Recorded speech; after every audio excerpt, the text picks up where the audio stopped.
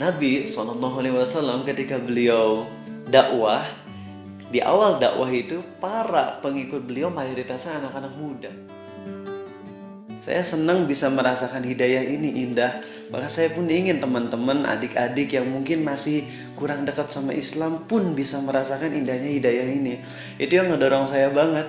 Karena ya indahlah kalau udah dapat hidayah itu hati tenang, jarang galau lagi kayak dulu gitu ya.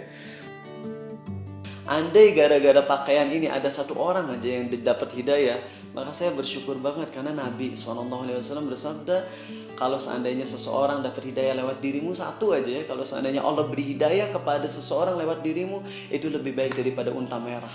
Artinya lebih baik daripada harta dunia ini, dan itu yang saya harapkan gitu.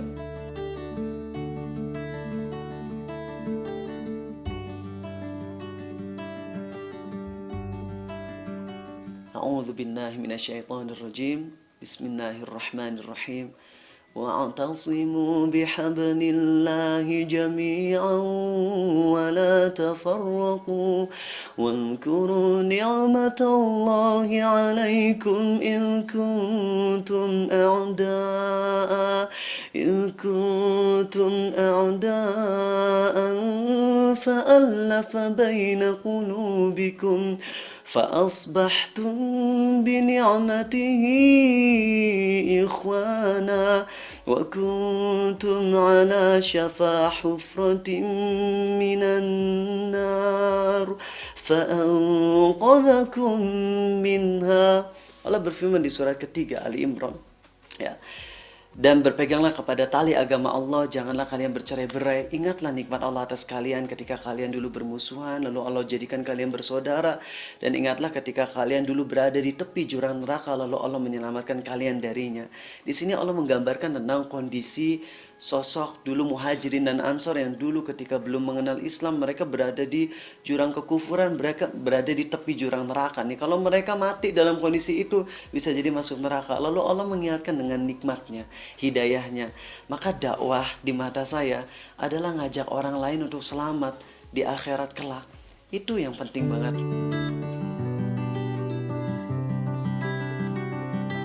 Tak pernah terlintas di benaknya ia menjadi seorang ustadz di usia muda. Dialah Ustadz Rizal Fadli Nurhadi atau lebih dikenal Abu Takeru. Mendapat ilmu agama Islam di East Preston Islamic College Australia jadi titik awal ia mendekatkan diri pada Allah Subhanahu wa Ta'ala. Rasa tidak percaya diri muncul saat pertama kali ia berdakwah. Namun seiring berjalannya waktu, ia semakin matang. Ilmu agama yang dimilikinya terus diasah dan ditambah. Nabi Muhammad SAW bersabda, "Barang siapa yang menginginkan kehidupan dunia, maka ia harus memiliki ilmu. Dan barang siapa yang menginginkan kehidupan akhirat, maka itu pun harus dengan ilmu. Dan barang siapa yang menginginkan keduanya, maka itu pun harus dengan ilmu." Hadis riwayat Tabrani. Baginya, kenikmatan berdakwah sungguh tak tergambarkan. Jadi selama di Australia itu 3 tahun, saya benar-benar fokus belajar Islam. Jadi membangun ilmunya dulu gitu ya. Kan kalau kita mau dakwah tapi belum punya apa-apa ya khawatirnya malah salah yang disampaikan. Sehingga pondasinya dibangun di sana. Banyak belajar Islam, begitu juga ulama-ulama nasional, internasional datang ke Australia, ke Melbourne. Di situ saya belajar. Dan setelah itu saya pas pulang ke Indonesia masuk ke SMA Negeri 2 Bandung. Di sana mulai pas kelas 10 pun saya belum terlalu banyak dakwah, artinya baru sekedar belajar aja.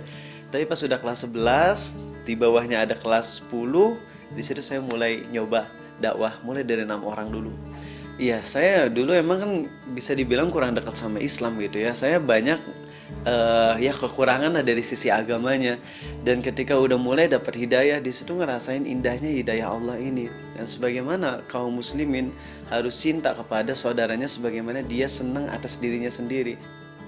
Awal dari dakwah itu ya pertama ngerasa ilmu belum cukup. Dan itu sebenarnya perasaan itu bagus.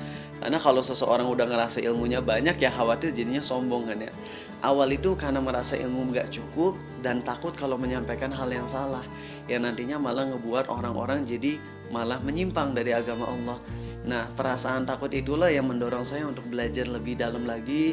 Ketika mau menyampaikan tuh sampai saya nyiapin materinya berjam-jam gitu. Ceramah mungkin cuma 30 menit, tapi nyiapin materinya bisa sampai 2 jam, 3 jam. Karena memastikan dulu hadis-hadisnya, ayat Qur'annya, penafsirannya.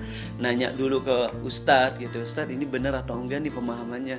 Ya seperti itu yang hal yang ditakutkan. Salah satu hal yang ngebuat saya senang lagi, saya ini dulu orangnya pemalu dan benar-benar kaku ya. Ketika udah dakwah ngelihat banyak orang dengan karakteristik yang berbeda-beda, di situ saya bisa belajar dikit-dikit dan alhamdulillah sekarang tuh jadi bisa lebih cair lah ke segala macam tipe orang gitu.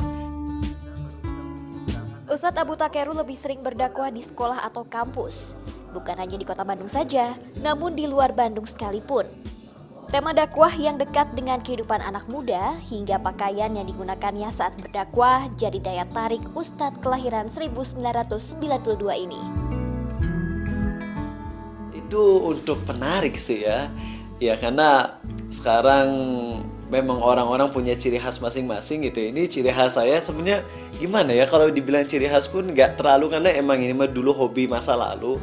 Ya memang kemudian saya biasa pakai karena saya emang kalau jalan-jalan kemana-mana lebih senangnya pakai baju ya keseharian gitu, supaya nggak repot ganti baju dan lain-lain. Dan kebetulan ya takdir Allah pas ngisi kajian lagi pakai baju itu, akhirnya ya orang-orang mulai ngerasa ini kayaknya bajunya beda sendiri gitu ya. Akhirnya di situ mulai ya mungkin dilabeli dengan Abu Takeru punya kostum tersendiri gitu ya. Lewat bahasa yang kekinian, Abu Takeru mengemas dakwah menjadi sebuah ajakan yang ramah anak muda. Saya lebih mengerti gitu. Biasanya ikut kajian-kajian, mungkin kajian yang biasa saya ikuti itu hanya khutbah Jumat. Di sana ada beberapa bahasa-bahasa yang saya tidak mengerti. Tapi di sini saya belajar karena ada beberapa istilah-istilah dalam Islam itu dijelaskan kembali oleh Ustadz Abu Takeru. Menjadi seorang ustadz tak lantas membuat Ustadz Abu Takeru menjaga jarak dengan teman-temannya. Ia tetap bermain sesuai usianya. Waktunya pun sudah terjadwal. Iya itu dia, jadi salah satunya mungkin ya bisa dibilang ada sebagian orang yang bilang ngomong gini ya, jadi ustadz tuh harus berwibawa gitu ya. Saya bilang iya, jadi ustadz memang harus berwibawa, cuman ada sesuatu yang saya anggap lebih penting lagi daripada sekedar wibawa. Wibawa tuh luas ya maknanya ya. Kalau bilang berwibawa artinya sampai nggak boleh main ya ini terlalu sempit juga gitu. Saya berusaha untuk ngejaga wibawa tentunya di depan murid-murid, cuman dalam kondisi keseharian saya pun pengen cair sama mereka. Saya pengen bisa merasakan ya seusia mereka masih senang main, saya arahkan mereka agar mainnya nggak main yang salah gitu ya. Sehingga ya itu yang saya lakuin gitu. Jadi ngajak mereka kepada yang baik gitu. Selain luangkan waktu untuk teman-temannya, keluarga juga tetap jadi prioritas. Di pagi hari biasa ia habiskan bersama istri dan anaknya. Sedangkan bila tak ada jadwal dakwah, ia mengurus bisnis online shop bersama istrinya. Ya alhamdulillah. Jadi di sini teringat dengan Nabi SAW pun dulu beliau sering dakwah dan gak melupakan keluarganya tentunya ya. Dan dalam kondisi beliau pun istrinya banyak gitu ya sebagai kekhususan untuk beliau, tapi beliau gak melupakan hak-hak istri. Nah saya sering ingetin ke istri saya, memang kadang kangen, rindu ya, apalagi waktu sempat kemarin sampai jadwal 10 kota maraton itu, sampai gak ketemu sama istri selama 10 hari. Nah di situ saya selalu ingetin, sayang, kalau misalnya sayang ridho pergi keluar kota ngisi dakwah ini, jangan lupa setiap orang yang ngedengerin ceramah terus mereka dapat hidayah, dapat pahala insya Allah, dan sayang pun dapat pahala karena meridokan kepergian untuk dakwah. Dan istri seneng gitu. Kadang-kadang ketemu sama istri memang cuman seminggu 1 hari 2 hari, tapi saya maksimalin di 1 hari 2 hari itu dengan spesial, sehingga istri pun ngerasa 1-2 hari ketemu itu sesuatu yang emang nyenengin banget gitu. Jadi dulu emang saya asalnya itu suka jualan gitu ya. Kemudian jualannya memang yang memakan waktu banyak gitu ya. Jualan memakan waktu banyak, kemudian ya saya off sebagai suami, walaupun saya sibuk dakwah tapi kan tetap wajib menafkahi istri gitu ya. Akhirnya mulai dengan bisnis yang pertama, kemudian karena terlalu sibuk akhirnya di offin. Bisnis yang kedua ternyata nggak terlalu baik, akhirnya di situ mikirin gimana nih biar bisa sibuk dakwah tapi tetap masih bisa dagang juga. Akhirnya setelah merencanakan sama istri ya bikin online shop gitu ya.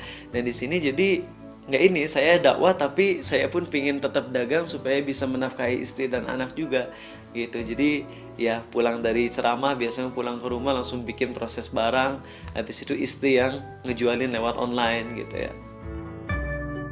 Kualitas lebih penting dibanding kuantitas. Inilah yang selalu diterapkan Ustadz Abu Takeru dalam keluarganya. Jadi pokoknya saat udah nyampe di rumah gitu ya, kalau misalnya udah sibuk ngisi di sana sini terus udah nyampe di rumah, kita benar-benar berusaha buat ya udah HP-nya atau apa-apa yang berhubungan nggak usah di ini dulu lah. Jadi benar-benar walaupun sebentar, tapi yang sebentar itu tuh benar-benar merindukan gitu, benar-benar dirindukan karena emang jadinya yang sebentar itu berkualitas banget sih kayak gitu. Jadi benar-benar dimaksimalkan walaupun misal sekedar makan keluar atau jalan-jalan keluar, tapi itu benar-benar jadi berarti banget. La ilaha illallah, tak ada Tuhan selain Allah, merupakan inti ajaran Islam sekaligus pendorong utama kegiatan dakwah. Dakwah adalah kewajiban, baik laki-laki, perempuan, tua, muda, wajib berdakwah. Kaum muda memiliki kelebihan baik dari sisi usia, energi, waktu, dan kesempatan belajar. Sejarah pun telah membuktikan bahwa pemuda muslim mampu mengukir karya emas untuk peradaban Islam. Desi Juliani, Pugi Pramudia melaporkan untuk NET.